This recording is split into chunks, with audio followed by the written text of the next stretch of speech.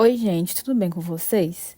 O nosso trabalho foi baseado no artigo publicado por Whitney Beck e Erdut Hall, intitulado Confounding Factors in Algal Phosphorus Limitation Experiments, publicado em 2018.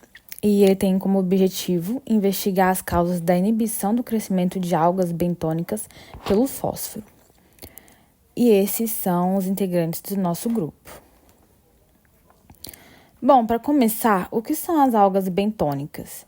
As algas bentônicas são organismos aquáticos que crescem no fundo de corpos d'água. Então, elas podem ser encontradas no fundo de oceanos, lagos e rios, por exemplo. E elas desempenham um papel crucial nos ecossistemas aquáticos, sendo importantes fontes de energia para níveis tróficos mais altos. Porém, o crescimento dessas algas pode ser limitado pela disponibilidade de nitrogênio e fósforo no ambiente, que podem ser introduzidos nos ambientes aquáticos por meio de atividades humanas, como, por exemplo, o efluente de tratamento de águas residuais, o escoamento agrícola e também a deposição atmosférica de nitrogênio. Esses nutrientes em excesso, o nitrogênio e o fósforo, podem resultar em níveis prejudiciais de biomassa de algas que degradam o habitat ecológico, degradando também a estética do ambiente e a qualidade da água potável, além de prejudicar o crescimento, de macroinvertebrados e peixes herbívoros que se alimentam dessas algas. E apesar do fósforo ser necessário para o crescimento e a manutenção das algas, as altas concentrações de fosfato podem resultar em toxicidade fisiológica direta, o que dificulta o processamento metabólico de ferro, potássio e zinco, o que pode acabar retardando ou inibindo o crescimento das plantas. Bom, algumas hipóteses foram levantadas pelos pesquisadores quanto a esse problema, e a primeira hipótese diz respeito à forma do fosfato, porque as formas monobásicas, como o H2PO4 e o NH2PO4, tendem a ter efeitos menores no crescimento das algas do que as formas dibásicas, como o K2HPO4 e o Na2HPO4. A segunda hipótese está associada na montagem do experimento, porque a autoclavagem de fosfato e água juntos produz H2O2, que é uma toxina que pode inibir o crescimento microbiano. E muitos desses micróbios ajudam a produzir substâncias que ajudam no crescimento das algas. A terceira hipótese também está associada aos micróbios, porém, dessa vez, sugerido que o fósforo possa estimular desproporcionalmente o crescimento de micróbios heterotróficos, o que aumenta a competição entre autótrofos e os heterótrofos por outros nutrientes limitantes, o que suprime o crescimento de algas devido à menor demanda desses nutrientes. A quarta e última hipótese diz respeito aos insetos grazers ou aos insetos pastadores. Propõe que os insetos herbívoros prefiram se alimentar de algas que possuem alta concentração de fosfato nos seus biofilmes, o que vai resultar em uma menor biomassa nessas algas em comparação com as algas controle.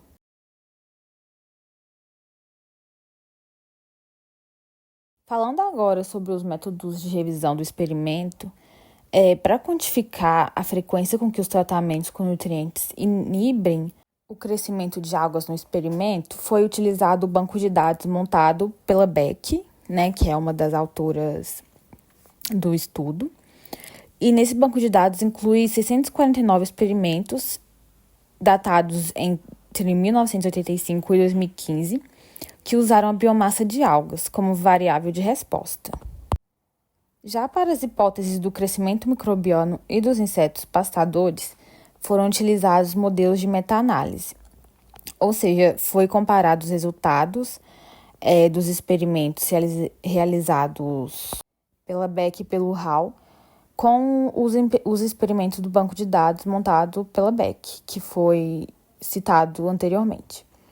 Para avaliar se as adições de fosfato alteraram as interações das algas com organismos heterotróficos, Também foi utilizado os experimentos do banco de dados da Beck e também foi calculado o índice autotrófico para cada experimento, além da variância dos tamanhos de efeito.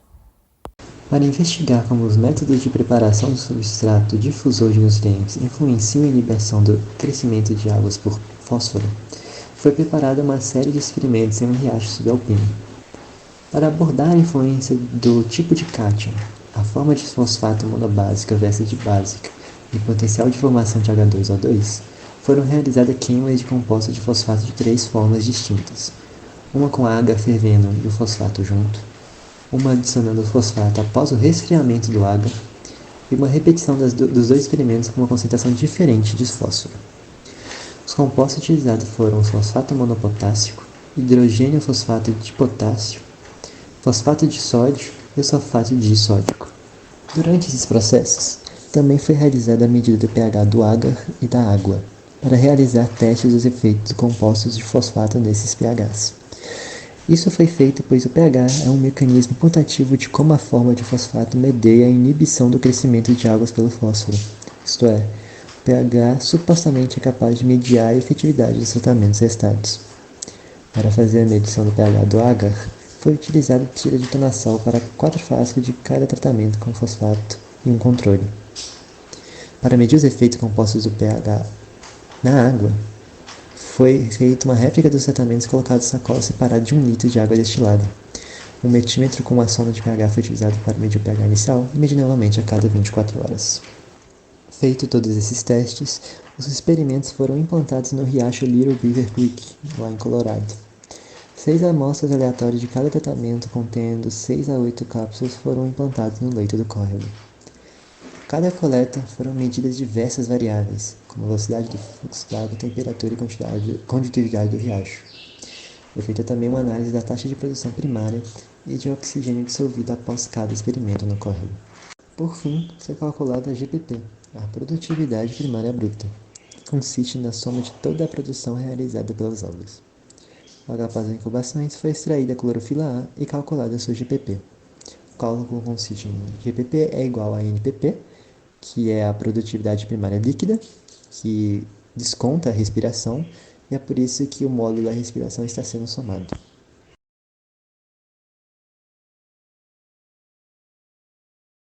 Bom, já em relação aos resultados, poucos estudos que retratam sobre a inibição do crescimento das algas por conta do efeito nocivo do fósforo foram encontrados. Sendo assim, não foram encontrados efeitos relativos ao sal do cátion fosfato e nem da concentração de fosfato nos efeitos variáveis dos estudos. Então, são substâncias que nos estudos não fizeram uma grandíssima diferença.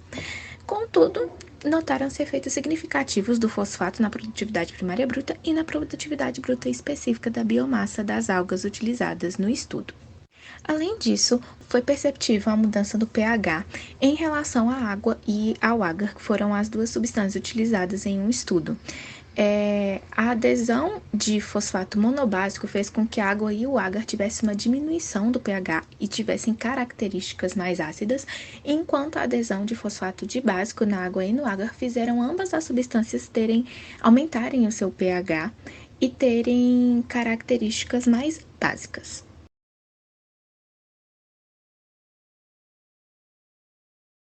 Assim, para se ter início à discussão, é importante ressaltar antes que a toxicidade ela depende do meio ambiente no qual a alga está localizada e a concentração de fósforo utilizada no experimento ela pode ser muito baixa, ela pode ter sido muito baixa para gerar resultados satisfatórios, já que os estudiosos não têm uma absoluta certeza da concentração de fósforo necessária para se fazer um estudo com precisão, já que estudos anteriores não conseguiram encontrar as respostas que esses estudiosos procuravam.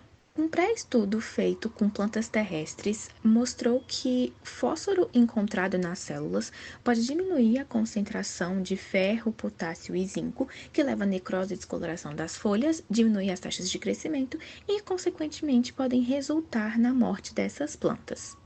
É importante ressaltar que, por mais que plantas terrestres não sejam algas, algumas elas têm algumas semelhanças e os cientistas acreditavam que algumas características das plantas poderiam ser meio que espelhadas nas algas, já que eles não conseguiram fazer esse estudo em específico com as algas que os pesquisadores estavam estudando.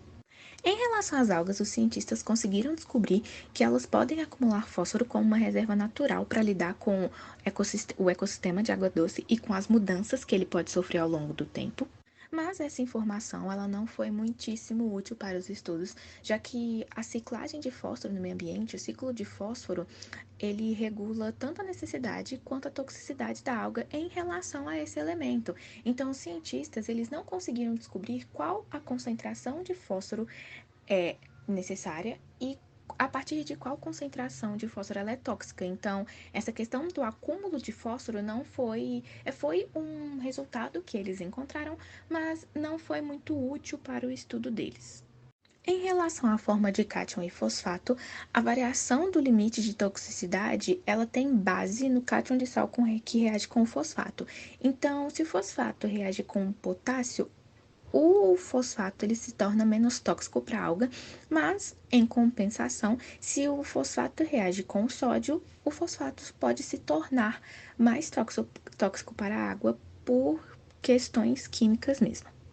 Além disso, a variação do pH em relação ao agar e à água, né, substâncias no qual a mudança de pH foram mostradas anteriormente, elas ocorreram pelas diferentes formas do fosfato, né, um era monobásico e o outro de básico, e eles apresentaram resultados bem divergentes, né, se apresentaram características mais ácidas, ou a reação com o outro demonstraram características mais básicas, mas os pesquisadores acreditam que além da questão do fosfato ser monobásico ou dibásico, a água e o agar podem ter sofrido alteração no pH devido ao tratamento com fósforo também. Continuarei explicando sobre alguns métodos utilizados durante o experimento. Esse foi o método de aquecimento. Ele foi realizado para que investigasse o potencial de produção de peróxido de hidrogênio, H2O2, durante a preparação de tratamentos de substrato difusor de nutrientes, também conhecido como NDS, e eu trataria com essa sigla daqui para frente. Nesse caso, o nutriente pesquisado foi o fósforo, e eles queriam medir o impacto no crescimento de algas. Os pesquisadores compararam o aquecimento de fósforo e água juntos e separadamente.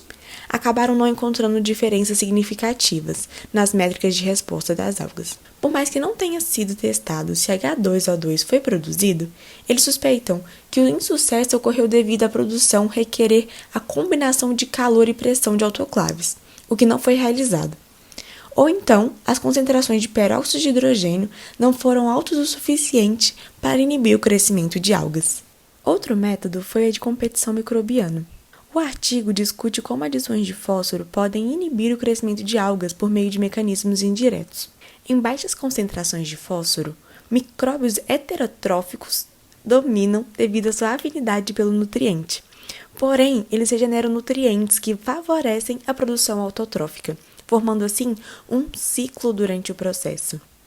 Essa interação entre essas comunidades pode mudar com a adição de nutrientes, impactando assim a biomassa e a diversidade.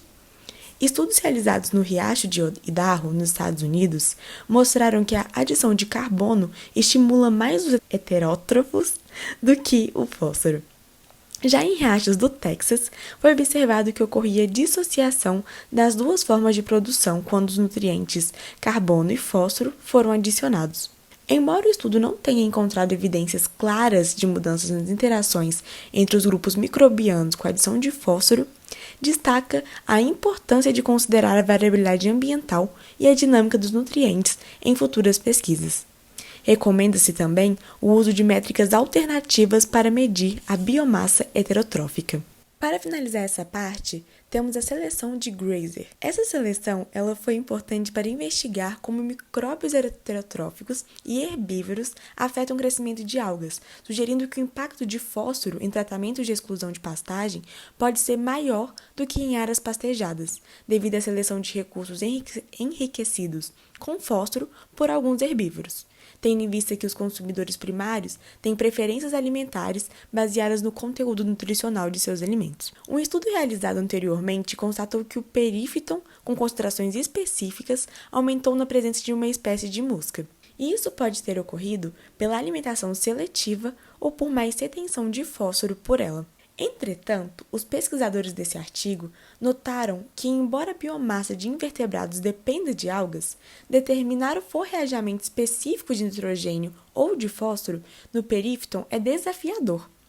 A meta-análise não encontrou evidências de diferenças nos efeitos de fósforo entre parcelas pastejadas e não pastejadas. Sendo assim, o artigo recomenda investigar mais a seletividade dos recursos em condições de campo e sugere experimentos que incluam tratamentos de exclusão elétrica para estudar melhor as interações entre forrageamento e limitação de nutrientes no crescimento de algas.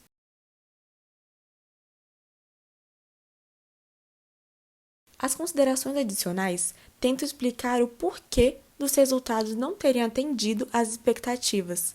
Sendo assim, consideram que seja por causa do baixo poder estatístico devido às poucas repetições por tratamento e por terem realizados em condições de laboratório.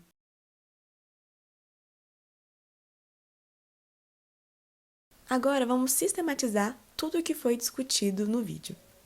Bom, o artigo investigou como o fósforo afeta o crescimento de algas em experimentos de sistemas de difusão de nutrientes. Os resultados mostraram que a forma de fósforo, monobásico versus dibásico, influencia o pH e pode inibir o crescimento de algas. Embora a toxicidade de fósforo seja sugerida, não foram encontradas evidências de toxicidade em campo. O artigo também recomenda várias etapas de baixo custo para melhorar a preparação de NDS, como avaliar as concentrações de nutrientes de fundo para evitar níveis tróficos de fósforo, o uso de uma mistura de fosfatos para refletir melhor o pH natural e a duração dos experimentos deve equilibrar a toxicidade inicial de fósforo com sua estimulação de crescimento. De acordo com ele, essas práticas podem ajudar a evitar fatores de confusão e melhorar a compreensão sobre a limitação de fósforo em ecossistemas aquáticos.